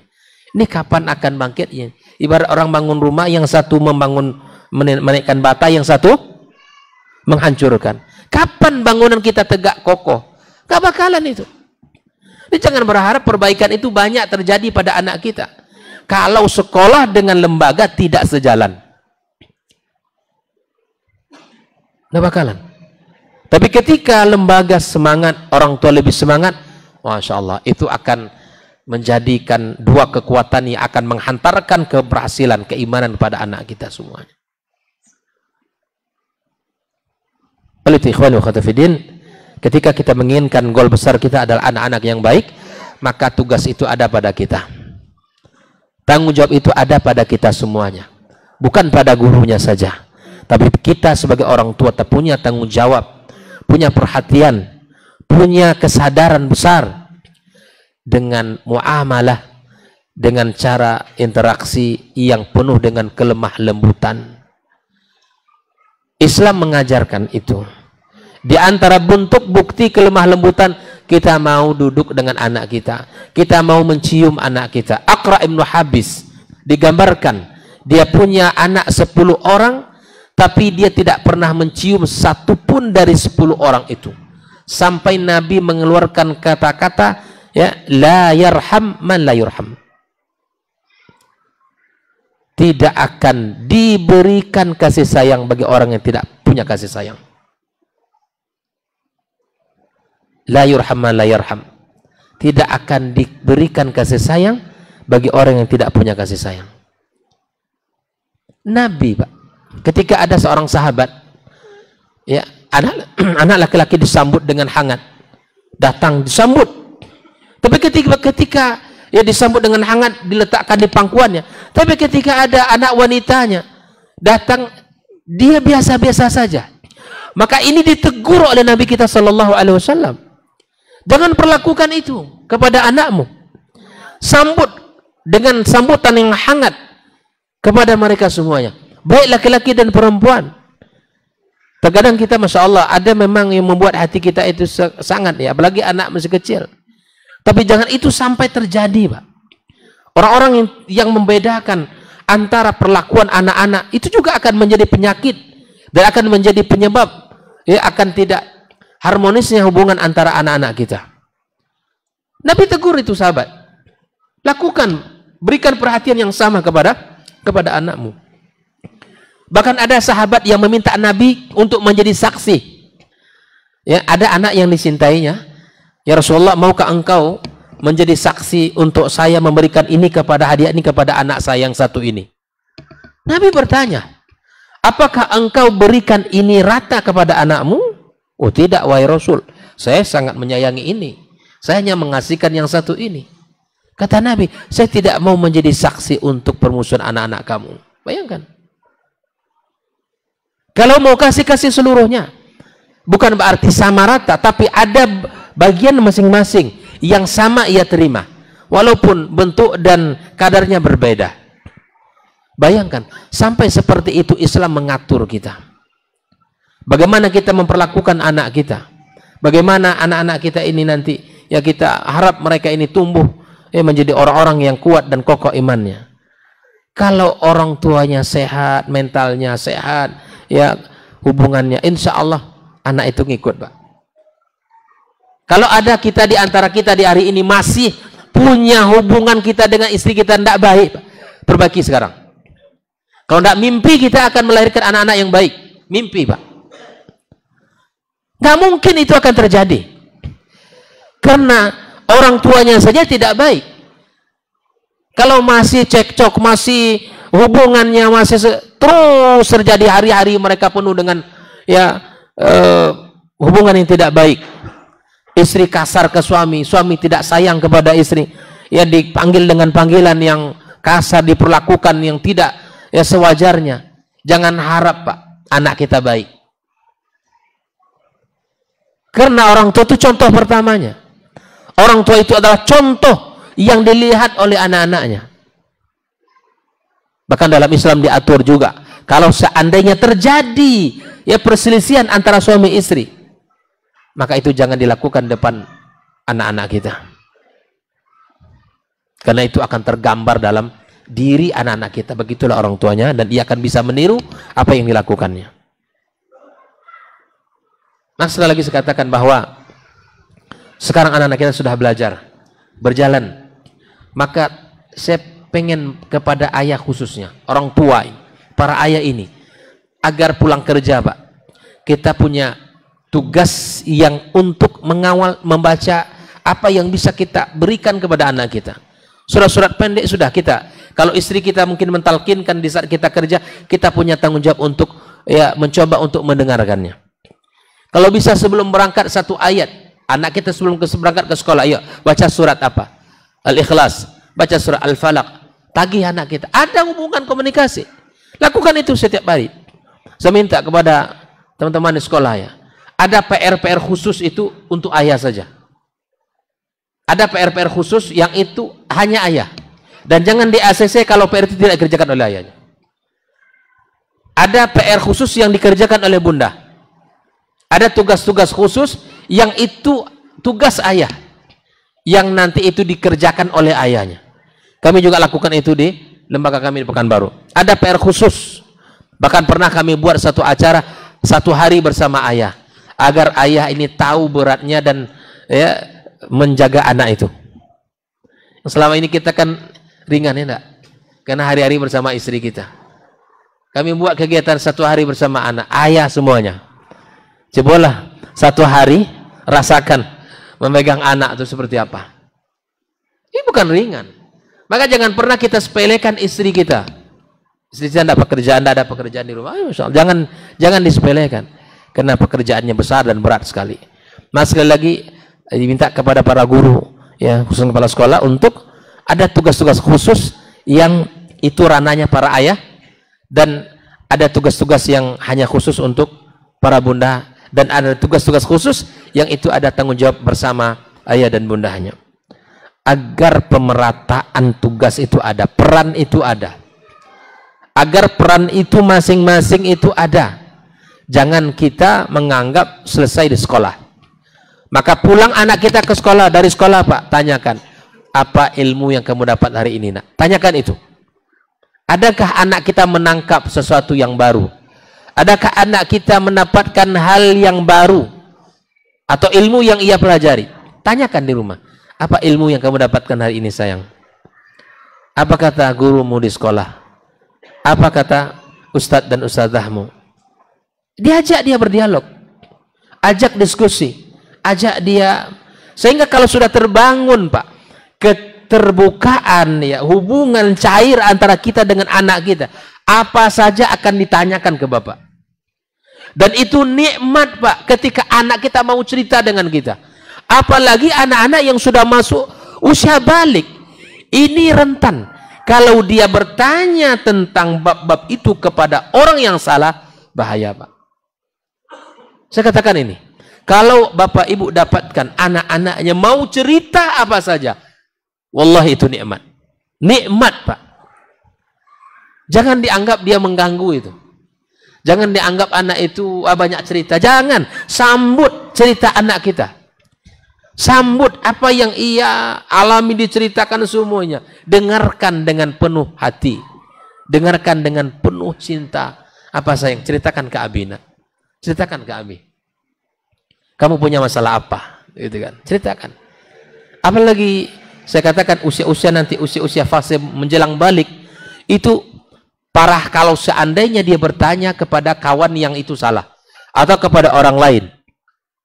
Makanya saya katakan kepada ayah bunda yang punya anak-anak menuju usia balik, maka kalau anak laki-laki, mulai dekati mereka ini dengan pembicaraan usia balik, dengan tanda-tanda balik, dan sebutkan tanpa ada rasa malu. Sebut, ini Abi ingin cerita, ingin Abi sampaikan sesuatu pada anak Abi, anak bujang Abi ini. Gini, nak, kamu ini sudah usia 10 tahun, 11 tahun. Dan di dalam Islam itu ada nama usia balik, nak. Usia balik itu anak yang sudah dibebankan padanya syariat Islam. Artinya abang, ya, ketika abang sudah balik, berarti syariat Islam sudah ada di pundak abang. Dosa akan dicatat, nak. Pahala jika dikerjakan amal soleh akan dicatat pula di sisi Allah. Mulai, Pak, diskusi itu dilakukan. Mulai itu dilakukan. Dikawalnya sejak awal sudah. Bukan pada usia balik kaget anaknya. Ini apa ini? Gitu kan? Bahkan parahnya lagi orang tua tidak tahu kalau anaknya sudah balik. Ini parah ini orang tuanya nih. Anaknya balik dia tidak tahu. Anaknya sudah haid dia tidak tahu. Ini parah, Pak. Ini mana hubungan baik, kedekatan antara anak dengan ayah? Maka para ayah kaum laki-laki yang punya anak bujang, jangan ya segan-segan untuk duduk berdialog, sampaikan kepada anak-anak kita, sampaikan, dialogkan. Para ummahat, ceritakan bahwa seorang wanita akan mengalami proses seperti ini. Jadi ketika nanti dia sudah mengalami itu, dia sudah tidak kaget lagi. Dan sudah kita persiapkan diri anak kita sejak awal. Nah, kalau laki-laki tadi misalnya, bang, kamu nanti nak begini, kamu akan mimpi basah. Sebutkan, mimpi basah itu begini. Ya. Sampaikan. Ya, ketika dia coba, Abi gitu, abang mimpi basah. Coba sini. Itu tidak tabu, Pak. Karena Islam tidak ada yang tabu. Hukum ini tidak ada yang tabu untuk dibicarakan. Syariat Islam, ya, sampai Aisyah menceritakan bahwa wanita yang paling pemalu di dunia ini wanita Ansar. Tapi untuk agama Islam, syariat Islam, mereka tidak malu. Sampai mereka bertanya kepada Nabi SAW, bagaimana cara bersuci, menentukan suci atau belum di saat haid itu tiba. Itu ditanyakan kepada Rasulullah SAW. Maka tidak ada yang tabu dalam hukum Islam. Sini. Ya, barangkali sudah basah, rupanya ngompol kan. Kita tidak tahu itu. Bisa jadi itu basahnya karena dia pipis. Tapi ketika sudah disebutkan aromanya begini, nah aromanya begini. Anak kita malu nanti menyebutkan. Iya. Dan saya sudah mengalami itu. Tapi kemudian karena ini dilakukan, dialog terus disampaikan. Alhamdulillah. Ya sudah. Berarti abang sudah balik, nak. Jaga sholatmu, nak. Jaga ibadahmu, jaga pandanganmu, bersungguh-sungguhlah di dalam beramal, nak. Semoga Allah jadikan abang seorang pemuda yang tumbuh dan hidup di atas agama Allah Subhanahu wa Ta'ala dan mencintai sunnah-sunnah Nabi. Ini bahasa-bahasa begini sering, Pak, sering kita dengungkan di telinga anak kita. Begitu juga dengan para ummahat, ya, anak-anak yang sudah menuju usia balik. Maka kawal mereka dengan baik. Kawal mereka dengan dengan baik. Sebutkan akan ada terjadi perubahan-perubahan pada fisik, ya. Dan tumbuhkan rasa malu pada anak-anak kita. Tumbuhkan itu semua. Ya, bahwa kamu kalau sudah balik, kamu tidak boleh lagi begini. Sampaikan aturan-aturan agama kita. Ini tugas kita. Menjaga akidah anak-anak kita, menjaga ibadah anak-anak kita, dan menjaga muamalah mereka. Nah, ini. Dan tentu ini semua diawali dengan siapa? Diawali dari orang tua di rumahnya. Nah, oleh karena itu ikhwani wa akhwati fiddin, kita sebagai orang tua sekali lagi yang kita inginkan dari pernikahan kita ini adalah anak-anak yang baik, anak-anak yang saleh, anak-anak yang kata Nabi SAW nanti ya waladin salihin yad'u lahu, anak saleh yang selalu mendoakan, yang senantiasa mendoakan orang tuanya. Ya, sampaikan kepada anak kita bahasa-bahasa di mana kita mencintai mereka. Bahasa-bahasa di mana kita, Nabi saja mengatakan kepada cucunya Hasan, Allahumma inni uhibbuhu fahibbahu. Ya Allah, aku mencintai dia ini, maka cintailah dia ya Allah. Bayangkan, makanya konsep Islam itu subhanallah indah sekali, Pak. Ini barang siapa di antara kita yang belum pernah mengatakan kata-kata cinta kepada anaknya, katakan dari sekarang. Abi sayang abang, nak. Abi sayang kakak. Abi cinta dengan abang. Itu bahasa Islam. Itu nas hadis Nabi SAW yang mengatakan itu. Katakan itu kepada anak kita. Dan itu bukanlah hal yang kaku dalam kehidupan rumah tangga Anda. Bahkan bahasa itu pun harus kita sampaikan kepada pasangan kita. Pasangan kita. Tidak masalah itu. Bahkan Nabi SAW juga mengungkapkan kata-kata itu kepada istrinya. Bahkan dengan panggilan yang spesial yang dipanggilkan kepada para istrinya. Ya, istri Nabi kita sallallahu alaihi wasallam dibahasakan dengan bahasa yang indah, dengan sebutan-sebutan yang sangat ya meningkatkan hubungan cinta kasih di antara kita. Maka keakraban tidak hanya terbangun di awal pernikahan. Perhatian dan kasih sayang tidak hanya terbangun di awal-awal pernikahan, tapi justru dengan lamanya kita berumah tangga mesti semakin dekat hubungan kita, semakin sayang, semakin perhatian, ya semakin kita saling menguatkan dalam agama yang mulia ini. Ikhwani wa akhwati fiddin, kaum muslimin dan muslimat rahimakumullah. Sekira cukup apa yang saya sampaikan, tapi saya ingin kalau ada yang didiskusikan, ingin ditanyakan, baik yang terkait dengan hubungan ya anak-anak di sekolah, ya hubungan pasangan suami istri di rumah, tafadhal sebelum kita tutup.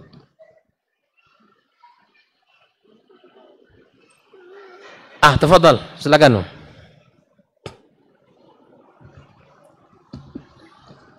Silakan. Ada mic.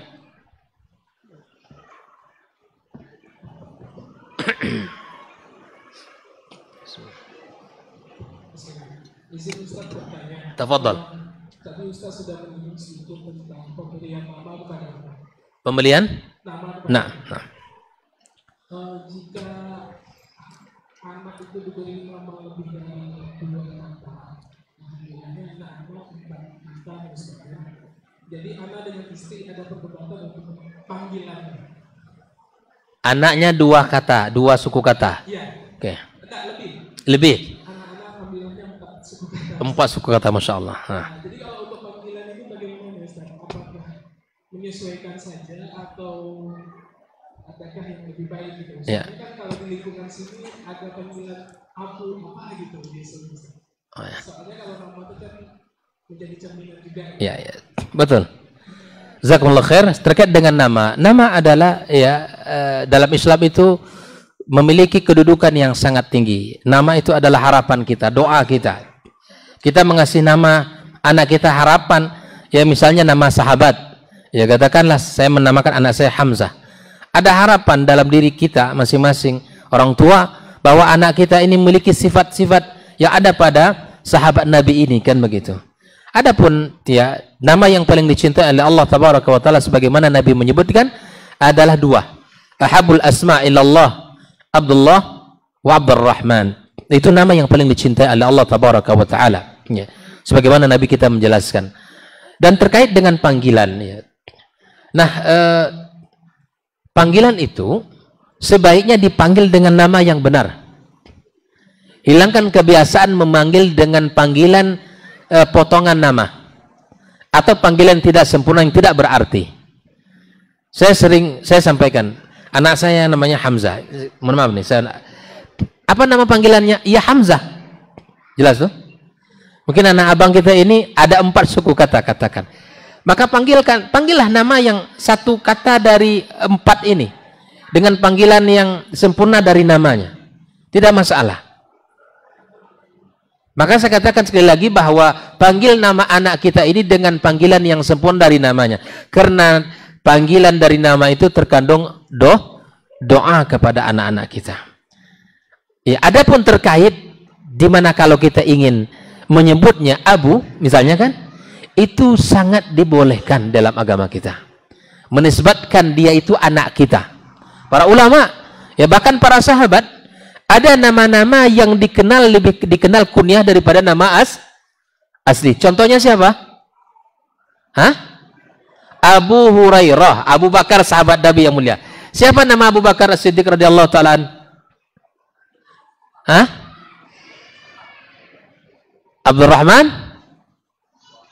Hah? Siapa namanya? Abdullah ibn Abi Quhafah. Abu Bakar As-Siddiq radhiyallahu ta'ala an. Abu Hurairah, siapa yang tahu nama Abu Hurairah? Abdurrahman ibn Sakhar Ad-Dawsi. Sangat boleh kita menamakan diri kita dengan Abu Fulan, ya. Abu Abdurrahman, Abu Abdillah, Abu macam-macam. Silakan. Ya, boleh kita menamakan diri kita, mengisytiharkan kita ini bapaknya anak kita. Boleh. Dan kalau kita panggil anak kita, ya panggil nama dia. Ya. Tapi kalau istri kita boleh juga memanggil, ya Aba Abdillah. Misalnya istri kita manggil kita, nama anak kita siapa? Abdullah. Ya, istri kita pengen manggilnya, ya Aba Abdillah. Itu boleh juga. Istri kita, anak kita, misalnya ada anak perempuan, kita panggil istri kita, ya kan? Misal namanya siapa? Namanya Khawla, ya Ummah Khawla. Boleh. Di rumah kita saling memanggil pakai Abu pun boleh. Istri kita manggil ya Aba Abdurrahman, boleh. Kita manggil ya Ummah Abdurrahman pun boleh. Jelas ya? Di mana perdebatannya, maksud saya di mana ininya? Nggak cocoknya di mana gitu. Sehingga sampai berdebat pula. Jadi gini Ustaz, nama saya Abdullah Muhammad Albiru Yasir Rohesa. Jadi keluarga dari istri lebih suka memanggil dengan Albiru, keluarga saya lebih suka dengan Muhammad. Oh Yasir, Muhammad di depan tinggal. Ya sebetulnya mana saja yang dipanggil nggak ada masalah. Makanya ini subhanallah namanya belum ditambah dengan nama abinya, belum. Nama antum belum ada di situ. Kalau cerita dari orang tua, Yasir itu pemberian awal Ustaz. Oh, masyaallah. Ya sebetulnya kan lebih, ya paling tidak ya, 2 suku kata gitu kan ya. Kalau kita merujuk kepada nama-nama pada umumnya, kalau kita kitab yaitu 1 suku kata, sehingga nama setelahnya adalah nama ayahnya. Ala kulli hal, kalau mana saja yang ingin dipanggil, itu sah-sah saja ya. Tapi kemudian harapan kita ada maknanya. Ya bang, ada makna dari panggilan itu gitu. Ya albirru baik kan gitu kan, kebaikan dan ketaatan, ya kan. Muhammad, ya apalagi Nabi kita sallallahu alaihi wasallam. Yasir, ya itu juga baik ya. Nah oleh karenanya ya agar tidak terjadi perdebatan ke depan lagi gitu kan, sepakati nama yang tidak terlalu panjang, nah, gitu kan. Insya Allah khair, semuanya boleh saja. Bahkan saya punya kawan nama 3 suku kata. Di rumahnya dipanggil ini, di kampusnya lebih terkenal ini. Ketika dia membimbing jamaah terkenal nama yang lain pula. Nah ini, jadi 3 dipanggil. Jadi insya Allah tidak ada masalah di situ ya. Mana saja yang kita ingin pakai dari namanya, yang penting dia itu nama dia, kemudian punya arti yang baik untuk anak-anak kita, insya Allah ya. Dan ala kulli hal ya, kalau ingin memberikan kunyah itu juga dibolehkan dalam agama kita. Sekira begitu ya, insya Allah perlu komunikasi saja. Bismillahirrahmanirrahim Ustaz. sampai umur berapa, atau adakah batasan orang tua terhadap anak ketika berpelukan kasih sayang terhadap anak? Tidak ada masalah sampai umur kapanpun. Sampai anak kita ya sudah gadis, tidak ada masalah. Anak kita tidak diukur dengan hal yang tabu. Tidak ada itu. Seorang ibu kepada anak bujang, tidak ada masalah. Seorang kita kepada anak gadis kita, tidak ada masalah. Justru pelukan itu menandakan cinta dan kasih sayang kita. Dicium dia, Masya Allah nak, dah gadis anak Abi. Semoga Allah jaga kamu nak. Kata-kata itu penting sekali. Setiap kesempatan yang ada, doakan dia. Karena doa kita mustajab. Doakan. Tidak ada masalah. Bahkan sampai dia menikah pun tidak ada masalah. Gitu kan? Cium anak, nggak ada masalah. Dan kita pun harus paham sebagai suami dari anak-anak ya, dicium sama bapaknya jangan marah pula. Cemburu pula dengan bapak mertua ini. Nah, ini salah menempatkan cemburu nih. Tidak ada masalah, batasan kita dengan anak kita. Tidak ada, sampai kapanpun boleh kita mencium. Rasulullah SAW ketika Fatimah datang, Fatimah itu kalau datang disambut oleh Nabi SAW. Berdiri Nabi kalau datang. Tahu ketika terjadi peristiwa Ali dengan Fatimah, gitu kan? Kita tahu ketika Fatimah datang, itu kan? Meminta apa? Meminta pembantu. Nabi datang ya di tengah-tengah rumah mereka, menudukkan mereka berdua. Nabi duduk di tengah-tengah. Ya sebelah kanannya ya menantunya, di sebelah kirinya anak dia. Tidak ada masalah. Keakraban terbangun. Itu mertua yang baik. Mertua yang akrab dengan menantu dan anaknya. Jangan mertua yang jauh kepada menantu dan anaknya. Jangan dibuat persaingan. Ini Masya Allah, betul lah memang. Makanya dalam Islam ya, kita nih, bapak-bapak yang ingin mau punya menantu, itu betul-betul memahami siapa orang yang kita jadikan imam bagi anak perempuan kita. Kenapa? Karena suami anak kita itu akan menggeser posisi kita. Ketika dia menggeser posisi kita itu, kita bisa ridha nih. Kapan? Kepada siapa? Kepada orang yang tahu agama. Karena kan ketika menikah, seorang perempuan, ya pertama sebelum menikah kepada Allah, kepada Rasulnya, kepada ibu dan bapaknya. Tapi ketika dia sudah menikah, maka posisi ibu dan bapaknya setingkat di bawah posisi suaminya. Jangan salah kita. Tapi seorang laki-laki, dia tetap berbakti kepada urutan, kepada Allah, kepada Rasulullah, kepada ibu dan bapaknya. Tidak tergeser. Makanya hadirnya seorang istri itu mesti menguatkan suami untuk tidak putus hubungan dengan orang tuanya. Ini jangan istri pula yang membuat suami benci kepada orang tuanya. Jangan. Justru seorang istri mengingatkan suaminya, "Bang, gimana ibu? Udah dikirim belum belanja bulan ini? Bang, bagaimana ibu? Belum kita jenguk ini. Sudah lama kita nggak berkunjung ke rumah bapak dan ibu." Begitu seharusnya. Seorang wanita itu seharusnya bersyukur kepada ibu bapaknya. Kenapa? Di saat suami, di saat anak bujangnya pada posisi ekonomi yang mapan, lalu kemudian dia menikah, dia mau rela berbagi.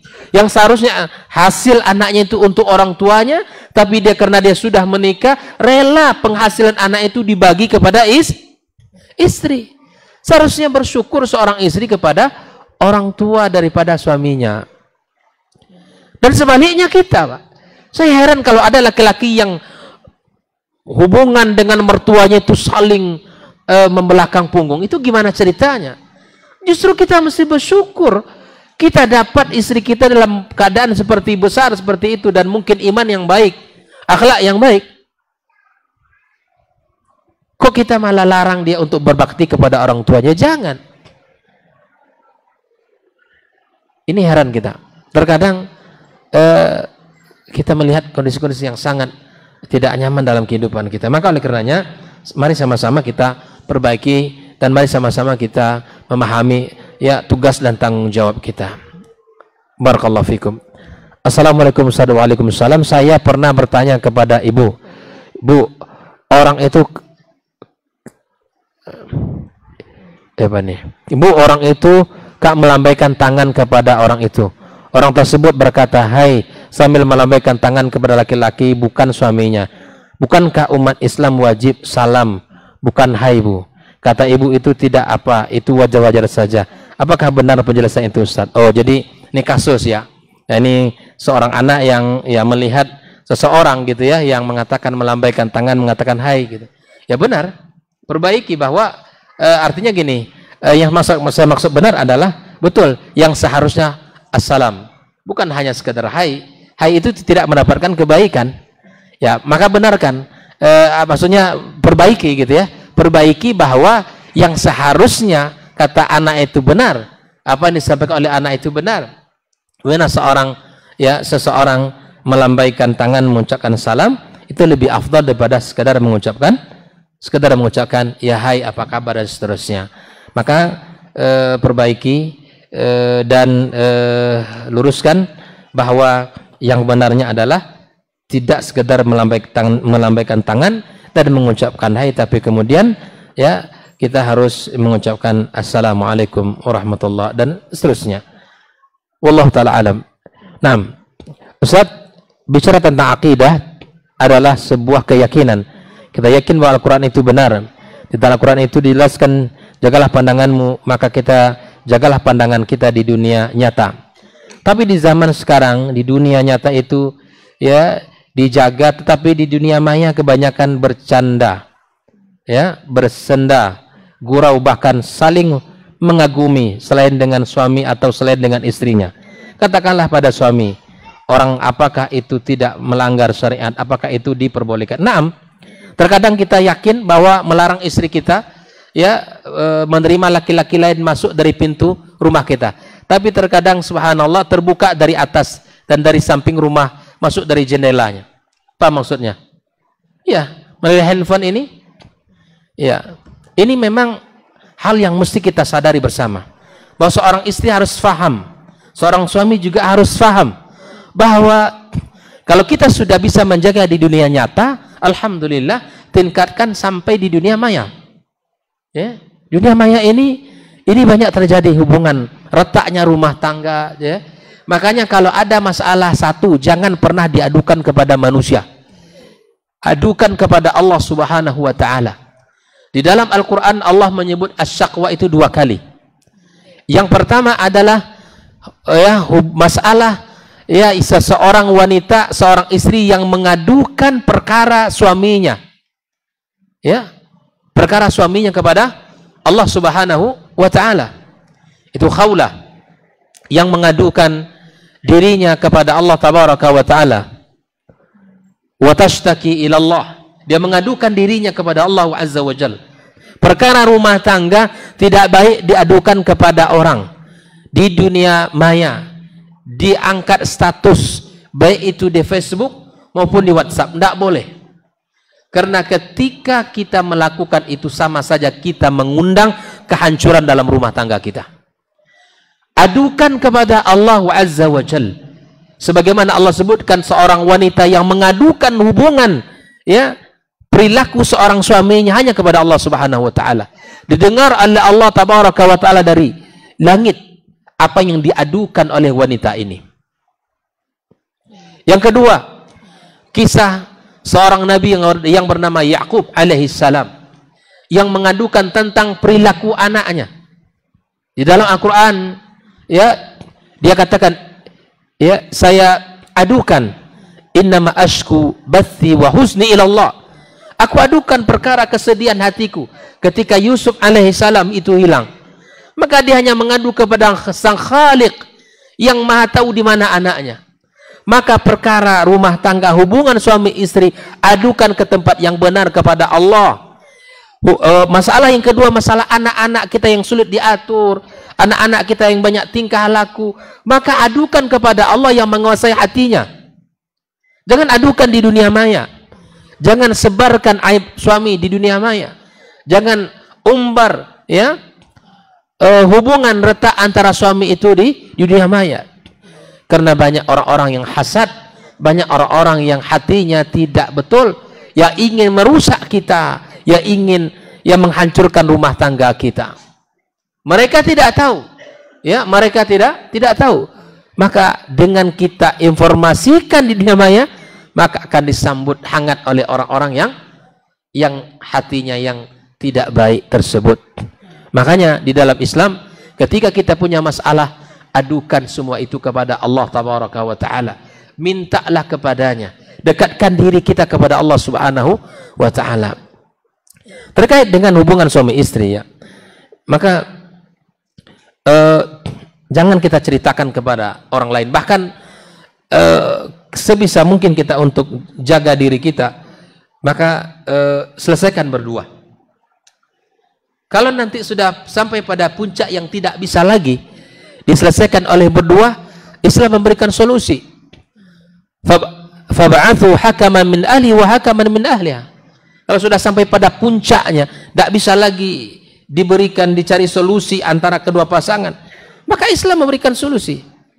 Hadirkan satu orang hebat di keluarga perempuan dan satu orang hebat dari keluarga laki-lakinya. Orang berilmu, orang alim, orang hakim yang bisa menjadi hakim. Mereka yang bincang, mereka yang selesaikan. Diselesaikan dengan penuh syariat, dengan pengawalan agama yang mulia ini. Barulah akan kita dapatkan solusinya. Maka wanita-wanita, ya, jangan Anda ceritakan suami Anda, kebaikan-kebaikan suami Anda, sekalipun jangan diceritakan ke wanita yang lain. Nanti kalau dia minta kepada Allah, ya Allah, gimana? Gitu kan? Kebaikan suami juga, ya, apalagi keburukan suami, tidak boleh diceritakan, termasuk kebaikan suami. Jangan pernah diceritakan kepada wanita apapun, kepada siapapun dari kaum wanita. Nanti ketika Anda ceritakan, nanti berdoa dia kepada Allah, diijabah doanya nanti. Ya Allah, jadikan kami bisa seatap dengannya, kan bahaya nanti. Ya kan? Saking bangganya, ya, dengan suami yang saleh, alhamdulillah, nikmati saja sudah. Jangan dibuat-buat status, jangan diceritakan ke teman-teman, walaupun teman-teman dekatnya. Gitu kan? Nanti dia punya teman dekat lagi, diceritakan lagi. Tahu enggak? Kemarin saya ketemu dengan Ummu Fulan. Suaminya begini-begini. Masya Allah, orang baik rupanya. Kamu kan belum menikah ini. Gimana? Nanti panjang ceritanya itu. Makanya subhanallah, kebaikan kita, bahkan dalam sebuah hadis, lakin fihi maqal, kata para ulama, likulli ni'matin mahsud, setiap nikmat itu ada yang hasad. Tidak semua nikmat yang kita dapatkan diceritakan ke orang tidak baik.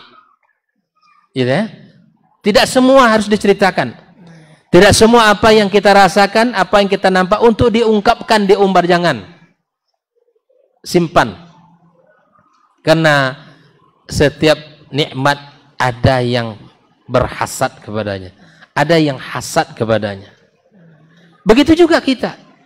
Jangan ceritakan istri kita kepada orang lain, ada aib besar ini. Jangan ceritakan. Ya sudah, kalau Anda menemukan istri yang salihah, alhamdulillah, puji Allah Tabaraka wa Ta'ala, ya. Kemudian, ya, berharap kepada Allah Subhanahu wa Ta'ala, ya, kebaikan dari dia, kebaikan dalam hubungan pasangan kita. Semoga Allah kekalkan kita bersama, ya, di dunia, dan Allah berjumpakan kita kembali dalam surganya. Jadi kuncinya adalah ketika hubungan ini, ya, maka saling menjaga. Jangan, ya, saling, makanya subhanallah, para akhwat, ya, kalau ada menemukan, ya, banyak grup-grup, ya, grup WhatsApp setiap angkatan, ya, kan sekarang ini masya Allah, ya, dengan kemajuan teknologi kita dimudahkan untuk bertemu dengan kawan-kawan lama, ya, masuk grup-grup ini, grup itu, ya. Ini angkatan SMA, angkatan SMP, angkatan kuliah, gitu kan, angkatan SD, ini ada juga grupnya. Saya kira itu tidak perlu. Apalagi di grup-grup itu terkadang waliyatubillah candaannya tanpa batas. Ya. Maka, ya, istri kita tidak usah masuk situ, keluar grup itu. Tapi silaturahim tidak boleh terputus. Tidak ada masalah. Kalau ada dia berhubungan dengan, misalnya dengan kawan-kawan sesama akhwat, tidak ada masalah. Tapi kemudian di grup itu ada, ya, apalagi ada mantannya dulu, ini kacau lagi itu. Gitu kan? Mantan SMA-nya ada. Nah, ini tutup nih, pintu-pintu seperti ini tutup. Keluar dari grup itu semua, kosongkan. Yang ada hanya nomor suaminya saja kan itu kan. Nah, itu enggak ada. Grup-grup yang enggak bermanfaat itu tutup, keluar di situ. Enggak perlu ada grup-grup. Apalagi reuni-reuni. Reuni kuliahnya, reuni SMA-nya, reuni apa? SMP-nya semua. Apalagi acara buka bersama Ramadan. Enggak usah. Saya tidak merekomendasikan itu. Karena itu merusak, akan mengganggu. Ya, akhirnya apa? Kita yang sudah paham batasan-batasan, itu kan, ketemu dengan orang yang tak tahu dengan batasan. Ini berat sekali, Pak. Candaannya berlebih-lebihan bahkan melampaui batas. Dengan mudah dia megang, gitu kan? Ustadz nih, Ustadz dicandain. Ya, Ustadz dah lama kita nak jumpa, yaudah dipegang pula kita sama dia kan? Gimana? Abang, masya Allah udah sukses sekarang ya. Dia biasa aja, tapi kita itu tidak bisa, dan itu tidak mungkin itu kita lakukan karena syariat kita tidak membolehkan. Begitu juga dengan berbagai macam grup, ya grup-grup WA dan seterusnya. Maka yang penting kita sekali lagi ya berusaha untuk menjadi orang yang selalu menjaga agama ini. Bukankah tema kita di awal adalah kesolehan orang tua? Ya, itu sangat berpengaruh terhadap kesolehan anak. Bagaimana kalau orang tuanya masih suka chatting dengan wanita lain? Ayahnya masih suka chatting dengan akhwat yang bukan muhrimnya. Itu kan? Masih suka menggoda. Gimana ceritanya anaknya? Itu kan? Bagaimana pula seorang wanita yang suka menyapa teman-teman lamanya? Gimana, Bang? Itu ya? Apa sekarang di mana? Nah, kebetulan saya sudah enggak nikah lagi, udah cerai. Oh ya, masalahnya. Wah, jangan buka bab-bab itu ya. Para ummahat jangan buka bab-bab seperti itu. Enggak usah, biarlah dia laki-laki itu ya tanggung pula kehidupannya. Biar dia cerita ke orang lain. Asal jangan ke kita. Jangan buka pintu-pintu seperti itu. Karena itu akan merusak dan akan karena hati kita ini lemah, Pak. Hati kita ini lemah sekali. Maka jangan buka pintu-pintu itu. Oleh karenanya ikhwan wa akhwat fiddin, ya termasuk kami misalnya di WhatsApp, Ustaz ini tantangannya juga bukan sedikit. Banyak sekali tantangannya, berat, macam-macam. Yang awalnya ingin cerita tentang begini-begini dan begitu, ujung-ujungnya lain, gitu. Ini juga terjadi. Yang kalau Ustaz kalau tidak dikawal dengan baik kita juga, masya Allah, waniyatubillah. Dan saya sering diingatkan oleh istri, alhamdulillah, hati-hati bi, gitu ya, hati-hati. Ya, dia takut pula kan, hati-hati, jangan sampai ya. Dan sering terjadi. Kalau ini tidak dijaga dengan, insya Allah itu akan akan membuat dia terjerumus kepada hal-hal yang dibenci oleh Allah Subhanahu wa taala. Baik, barakallahu fikum. Terima kasih. Jazakallahu khair. Semoga Allah berkahi pertemuan kita dan semoga Allah berikan kepada kita anak-anak yang saleh dan salehah. Allah berikan kepada kita taufik untuk bisa mendidik anak-anak kita dengan baik, dengan diawali orang tua yang menjadi qudwatun hasanah bagi anak-anaknya di rumah, dan kita sama-sama menjaga perasaan istri, menjaga perasaan suami, dan suami pun menjaga perasaan istri. Kita saling berusaha untuk menyejukkan hati dan pandangan masing-masing. Masing-masing meningkatkan ketaatannya kepada Allah Azza wa Jalla dengan harapan anak kita akan melejit ketaatannya, perubahan-perubahan pada diri mereka. Wassallallahu ala nabiyyina Muhammadin wasallam wa subhanakallahumma bihamdik asyhadu an la ilaha illa anta astaghfiruka wa atubu ilaik. Wassalamualaikum warahmatullahi wabarakatuh.